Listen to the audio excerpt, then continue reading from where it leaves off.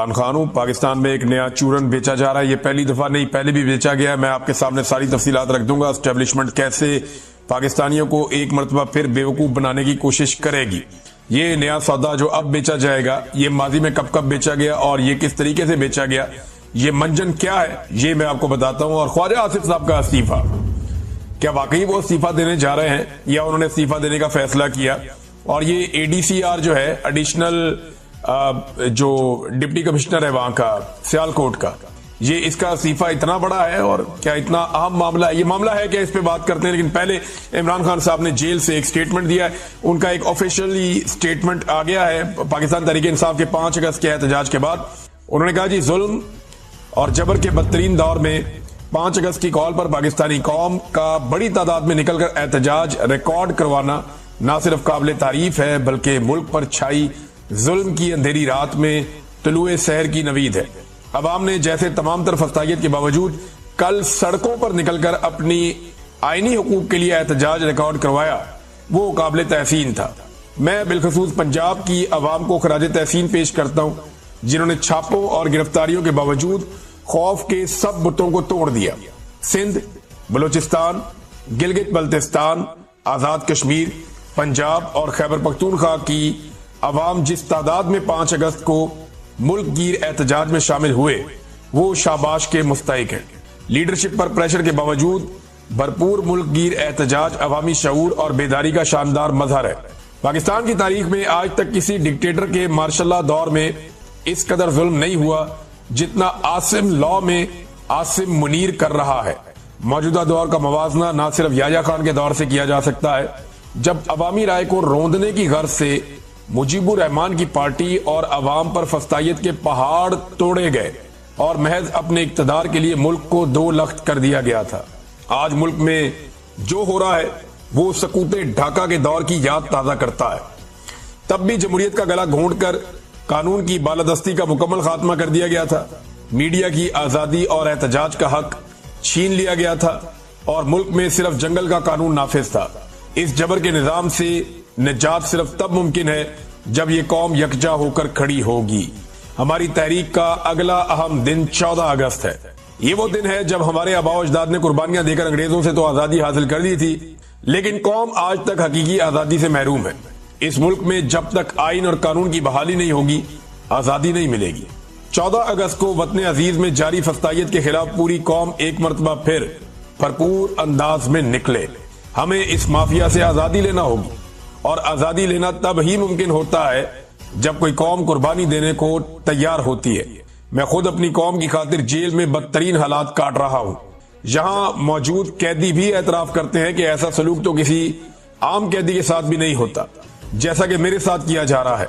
मुझे तोड़ने की नाकाम कोशिश में मेरी अहलिया बुशरा बेगम को भी बदतरीन हालात में रखा जा रहा है, मगर मैं फिर भी आइन और कानून की बालादस्ती और जमहूरियत की बहाली के लिए कुर्बानी दे रहा हूं।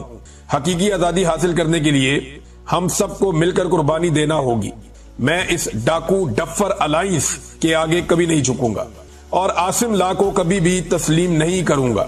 मुझे सारी जिंदगी भी जेल में रहना पड़े, मैं उसके लिए तैयार हूं। अच्छा, एक बात याद रखें, इमरान खान साहब फौज के बारे में कोई बात नहीं करते। वो फौज को बुरा नहीं कह रहे, बल्कि वो कई दफा कहते हैं कि मुल्क भी मेरा, फौज भी मेरी। वो आसिम मुनीर के खिलाफ बात करते हैं और वो फौज को और आसिम मुनीर को अलग अलग रख के देखते हैं। जो मैंने समझा इमरान खान साहब के पिछले चंद ट्वीट्स में, मुझे यह समझ आया कि इमरान खान साहब अब आसिम मुनीर को और फौज को 2 अलग अलग एंटिटीज देखते हैं। उन्हें लगता है कि वो फौज को, बल्कि वो कहते भी हैं कि फौज के इदारे को तबाह कर रहे हैं आसिम मुनीर साहब और नुकसान पहुंचा रहे हैं। यही बात जो है वो उसने भी की थी गंडापुर साहब ने, लेकिन बाद में उन्होंने बात को ट्विस्ट दे दिया। याद रखें कि बहादुर कौमों को दुनिया में कोई ताकत शिकस्त नहीं दे सकती। तमाम पाकिस्तानी जेल जाने का खौफ अपने दिल से निकाल दे। मेरा तहरीक इंसाफ के जिम्मेदारान को भी खसूसी पैगाम है कि अपने दिलों से जेल का डर निकाल कर लोगों की क़यादत करें और जमहूर की आवाज पर लब्बैक कहते हुए क़यादत फराहम करें। खैबर पख्तूनख्वा में ऑपरेशन सिर्फ और सिर्फ तहरीक इंसाफ को कमजोर करने के लिए हो रहा है।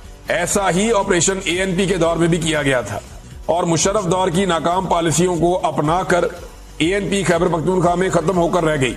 मेरा हमेशा यह मौक़िफ़ रहा है कि फौजी ऑपरेशन किसी मसले का हल नहीं होता, बल्कि इससे दहशतगर्दी, नफरत और तबाही मजीद फैलती है। कबायली इलाकों में कोई नया ऑपरेशन हरगिज नहीं होना चाहिए वहां के मसाइल का हल मकामी और अवाम के मुंतखब नुमाइंदों की बातचीत से ही मुमकिन होगा।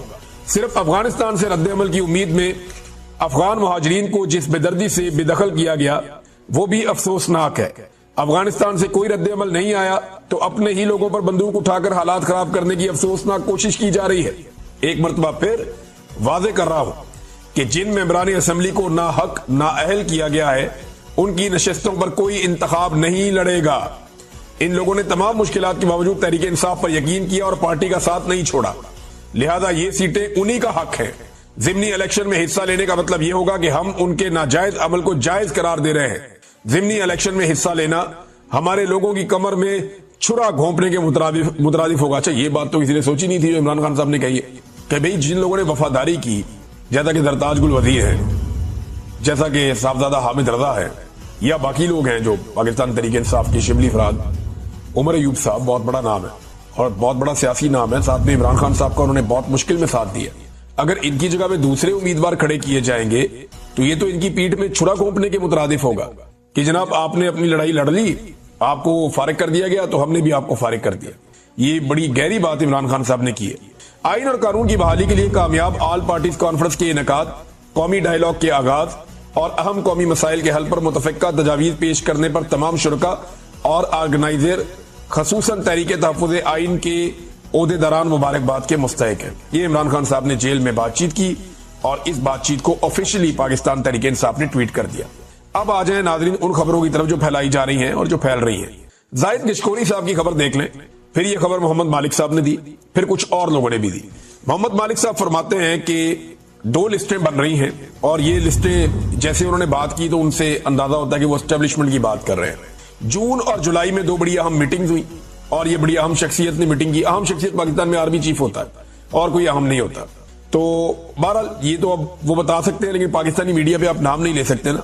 तो उन्होंने कहा, उन्हें बताया गया कि 2000 अरब से जायद पिछले 2-3 सालों में करप्शन हो गई है। ये 2-3 सालों में, जब से आर्मी चीफ है आसिम मुनीर साहब और जब से रिजीम चेंज ऑपरेशन किया था जनरल बाजवा ने, तब से लेकर अब तक 2000 अरब से ज्यादा की करप्शन होगी। उनको ये बताया गया फंड में करप्शन और इदारों के लोग शामिल हैं, जो फंड तरक्याती दिए जाते हैं उसमें भी करप्शन हो रही है, इदारों के लोग भी बीच में शामिल है और इदारा इन्वॉल्व हो गया। इदारा इन्वॉल्व होने का मतलब ये होता है कि फौज इन्वॉल्व होगी। इदारा एक ही, जब इदारा कभी कोई सहाफी बोले ना कि इदारा ये सोचता है या इदारा ये कहता है, तो इदारे का मतलब होता है फौज। तो कह रहे इदारा इन्वॉल्व हो गया और अब एक लिस्ट बन रही है जिसमें पहले 500 केसेस पकड़े जाएंगे। इनमें कुछ सियासतदान शामिल किए हुए, ब्यूरोक्रेट शामिल किए हैं, लटरम पटरम इधर उधर से, और जनाब रिकवरी की जाएगी। और ये टारगेट रखा गया कि 500 अरब भी पहले रिकवर हो जाए शुरू में, तो ये एक अच्छा स्टार्ट हो जाएगा। ये तो अब एक खबर दी ना। दूसरी, जाहिद गिशकोरी साहब ने खबर दी। उनकी खबर के मुताबिक पाकिस्तानी हुकूमत को 58,000 पाकिस्तानियों के बारे में डाटा मिल गया जिनके बैरून मुल्क असासे, अकाउंट्स हैं और जायदादें। इन असासों की कुल मालियत $8 अरब है और ये 58 ममालिक में फैले हुए हैं। हाजिर और रिटायर्ड सरकारी अफसर भी इस फहरिस्त के अंदर शामिल हैं जिनकी तादाद 750 है। फहरिस्त में शामिल दीगर अफराद में 56 सियासतदान, 300 बड़े और छोटे ताजिर और 37,000 पाकिस्तानी शामिल हैं जिन्होंने गुज़िश्ता 15 सालों में अपनी शहरियत तर्क कर दिया, पाकिस्तानी शहरियत छोड़ के बाहर चले गए। तो बिल आखिर वेनेजुएला में रिजीम चेंज हो गया है। अब तक की जो इतलात है उनके मुताबिक जो बेसिकली हुआ वो ये हुआ कि रात गए वहां वेनेजुएला में बहुत बमबारी हुई उनके दारुल हुकूमत के ऊपर, और वेनेजुएला का जो दारुल हुकूमत है वहां पे बमबारी के बाद बहुत बड़े बड़े धमाके सुने गए। काफी जो है वो एक अफरा तफरी फैल गई, वहां की बिजली बंद हो गई। काराक्स नाम है वहां के दारुल हुकूमत का। 7 बड़े धमाके हुए और जेट की परवाजें सुनी गई, जो लड़ाका तैयारे हैं उनकी बड़ी नीची परवाजें वहां पे सुनी गई। काफी खौफो हरास फैल गया और उसके बाद बिजली मुअत्तल हो गई। और फिर जब मतला साफ हुआ तो पता चला कि एक ऑपरेशन के नतीजे में वेनेजुएला के सदर और उनकी एहलिया को अमेरिका ने गिरफ्तार कर लिया और अमेरिकन फोर्सेस जो वहां पे आई। अच्छा, ये बड़ा अजीब वाकया है, नॉर्मली ऐसा होता नहीं है। एक दूसरा मुल्क है, उसका मरकजी हिस्सा है और उसका दारुल हुकूमत है, उसके मरकज में जाके अमेरिकन स्पेशल फोर्सेस ने ना सिर्फ पहले धमाकों के साथ बड़ा खौफो हरास फैलाया और बड़े तरीके से पूरे निजाम को कंट्रोल किया, और उसके बाद उन्होंने सदर को और उनकी एहलिया को गिरफ्तार कर लिया। अब कुछ तस्वीर भी आ रही हैं जिसमें उनको मुंतकिल किया जा रहा है। तो इसको आप ज़हन में रखें, ये कोई आसान नहीं है, ऐसा होता नहीं है। और तब तक तो बिल्कुल नहीं होता जब तक कि आपको अंदर से मदद हासिल ना हो। कम से कम आपके पास इतनी सपोर्ट होनी चाहिए उस मुल्क के अंदर कि आप ये ऑपरेशन कामयाबी से कर सकें। तो अगर अमेरिका ने किया है तो ये कोई इतना आसान नहीं था। अब देखना यह है कि वेनेजुएला की जो पब्लिक है वो इसके ऊपर कैसे रिस्पॉन्ड करती है। लेकिन वहां का जो वजीर दिफा है या वहां के जो दिफाई इदारे वो कह रहे हैं जी पूरे मुल्क में हम अपनी फोर्सेस को फैला देंगे और वो कंट्रोल करने की कोशिश करेंगे चीजों को, हालात को। बहरहाल जो कराक्स के ऊपर अमरीकी हमले का आगाज हुआ, पाकिस्तान में दोपहर का वक्त था तो अमेरिका में लगभग रात का वक्त था, आधी रात का। उस वक्त वहां पे गूंजदार किस्म के धमाके हुए और हिरासत में ले लिया गया। जो सदर है इनका जो पूरा नाम है वो है निकोलस मादुरो। ये इनको जनाब गिरफ्तार किया गया, इनकी अहलिया को गिरफ्तार किया गया और उसके बाद इनको शिफ्ट कर दिया गया कहीं और। मुबैना तौर पे इनको अमेरिका में ले जाया जाएगा क्योंकि अमरीकी जो वजीर खारजा है मार्को रूबियो, उनका ये दावा है कि इनके ऊपर अमेरिका में मुकदमा चलेगा क्योंकि ये वहां पे मंशियात स्मगलिंग के अंदर मुलव्वस है। जो मंशियात के कार्टल चलते हैं, जो स्मगलिंग होती है अमेरिका में मंशियात की, उसके अंदर जी इनके मुकदमात हैं इनके खिलाफ। तो ये मुकदमात इनके खिलाफ अमेरिका में चलेंगे। तो अब अगर मुकदमात हैं तो वो अब क्या साबित करेगा। वो तो गिरफ्तार हो गया और उसको उसके मुल्क से उठाकर अमेरिकन फोर्सेस ले गई हैं। जिस आदमी के बाद दुनिया में तेल के सबसे बड़े जखायर हैं वो मंशियात की स्मगलिंग में मुलव्वस है। ये तो आप ऐसे कहना जैसे आप यानी इनसे बहुत छोटे जखायर सऊदी अरब के पास है। तो सऊदी अरब के आप शाही फैमिली को मंशियात की स्मगलिंग में मुलव्वस कैसे कह सकते हैं। तो ये तो आदमी वो है जिसके पास दुनिया के सबसे बड़े जखायर और मुल्क का कंट्रोल उसके पास, वो वहां का सदर था। लेकिन चलें, उसके ऊपर ये इल्जामात हैं। अब अमेरिका इनको उठाकर ले गया, एक रजीम चेंज और हो गया और अमेरिका ने कर दिया, ताकत के बलबूते पर किया है। डोनाल्ड ट्रंप ने इसको अनाउंस भी किया है और ये जो ऑपरेशन है इसे बेमिसाल करार दिया जा रहा है। यानी ये बहुत ही प्रोफेशनल काम किया अमेरिकन ने। ये ऐसा नॉर्मली किसी मुल्क के साथ करना मुमकिन नहीं है। यानी ये तो पूरी दुनिया के लिए खतरे की घंटी बज गई है कि अमेरिका जब चाहे किसी इस तरह के या इस नौयत के किसी भी मुल्क के अंदर उसके हुक्मरानों को उठाकर अगर अमेरिका में या कहीं और लेकर जाना चाहे तो अमेरिका ये कर सकता है। अगर उसकी फोर्सेज लड़ने के काबिल ना हो या वो लड़ाई का जवाब ना दें या वो लड़े ना, तो फिर अमेरिका ये कर सकता है। लेकिन पब्लिक रिस्पॉन्ड करे, ये अब एक बड़ा सवाल है क्योंकि कुछ लोग ये कहते हैं कि जो वेनेजुएला का ये सदर था ये कोई इतना मकबूल नहीं था वहां की पब्लिक में, और जो दूसरी तरफ के लोग हैं या अपोजिशन के साथ लोग हैं वो बहुत बड़ी तादाद में।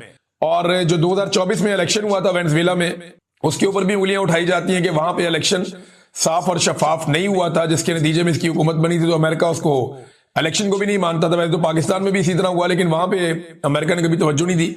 मैं ये नहीं कह रहा कि पाकिस्तान वेनेजुएला की तरह कोई कमजोर मुल्क है या कोई आकर ऐसे हमारे हुक्मरानों को उठा के ले जा सकता है, लेकिन मैं ये कह रहा हूं कि अमेरिका का ये जो मेयार है ये दोहरा है।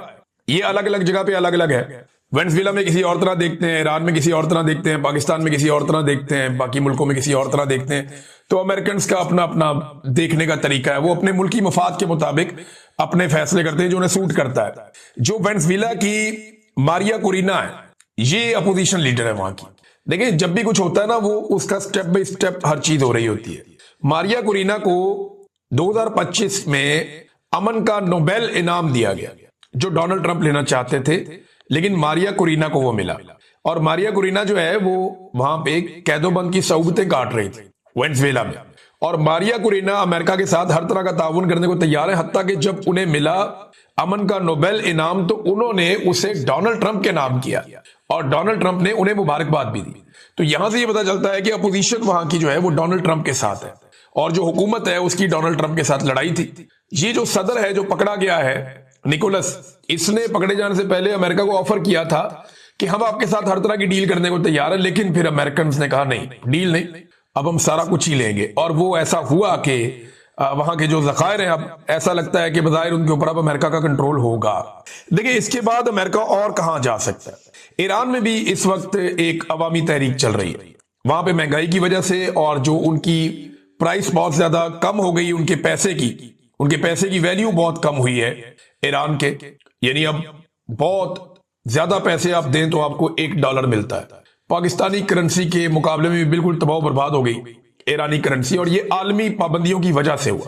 उन पे बहुत सारी आलमी पाबंदियां भी लगी हुई हैं, उनके ऊपर जो है वो शिकंजा कसा हुआ है आलमी सतह पे, वो तिजारत नहीं कर सकते। तो ये वजूहात हैं जिनकी वजह से उनकी जो करेंसी है वो बहुत डी वैल्यू हो गई। महंगाई बहुत बढ़ गई है।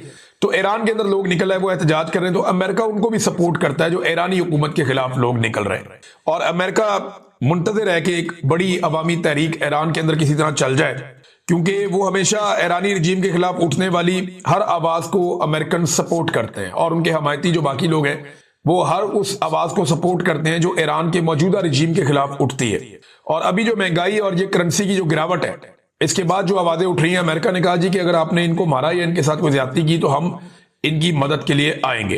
क्या जो कुछ अमेरिका ने अभी वेनेजुएला में किया, ऐसा कोई तजर्बा ईरान में किया जा सकता है?